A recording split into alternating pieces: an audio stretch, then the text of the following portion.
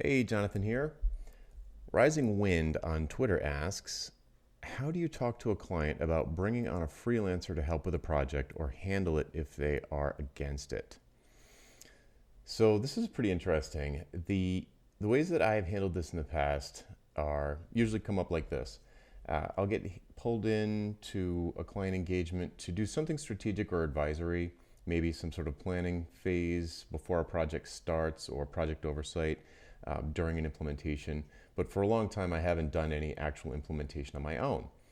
But lots of clients need that. So the way that usually works is they have an internal team that I'm overseeing, or they have an external, maybe outsourced or overseas team that occasionally I would have to go and visit, but usually not.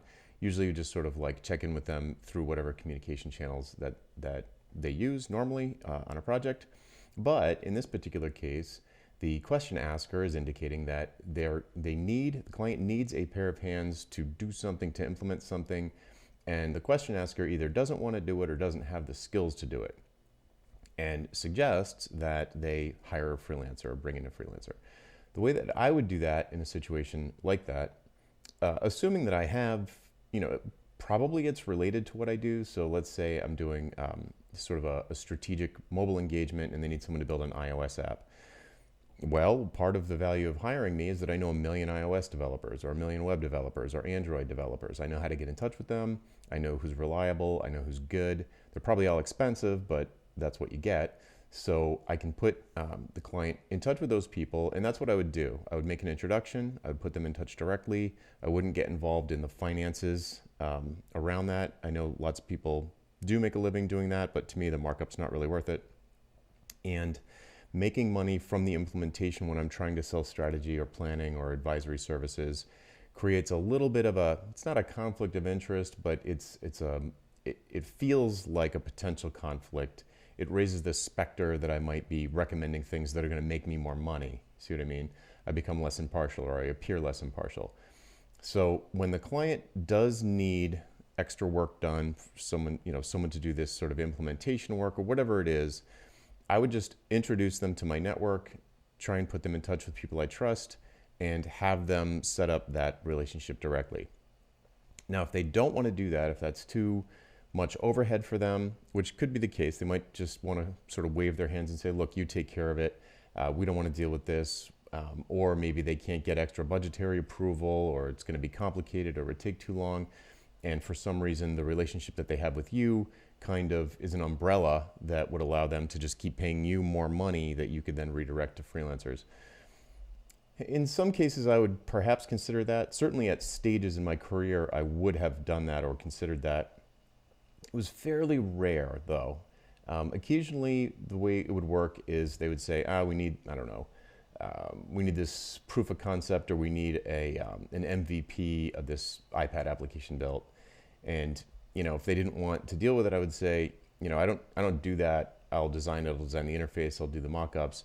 If you want me to get it built, then we can talk about that, and I'll give you a fixed price for the build. And then I would go out and find somebody to execute it. So two things there. I would give them a fixed price for the build, so that I wasn't paying someone hourly, or I wasn't getting paid by them hourly.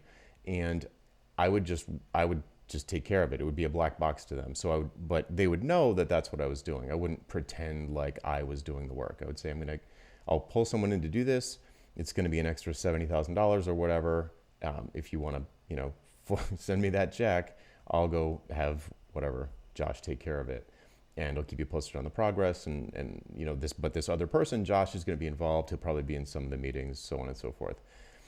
If they still don't want to do it and they're sort of insisting that you do the work, well, then it's just up to you whether or not you want to take that work or stick with what you're already doing. So, if you actually did have the skills to execute, then maybe you might want to take it on if, you think that's important for your cash flow situation or something like that. There might be some financial reason to do it. But if it's not the kind of work that you want to be doing, I would try pretty hard not to do it. And instead, not to just sort of push off the client, but I would try and help them in the ways that I've described here.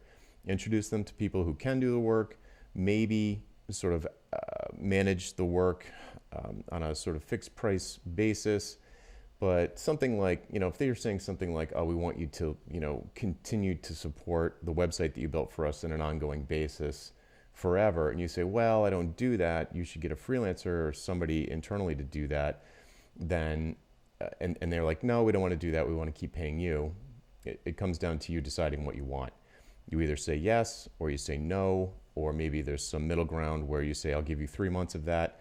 And you need, by the end of that 3 months, I'm not doing this anymore. So we can work together. I'll help you with a handoff to whoever you get. And I'm happy to do that. But after 3 months, I'm not doing this anymore. Okay, hope that helped. If you have a question for me, just hashtag AskJonathan wherever, YouTube, Twitter, LinkedIn, and I'll get your question as soon as I can. See ya.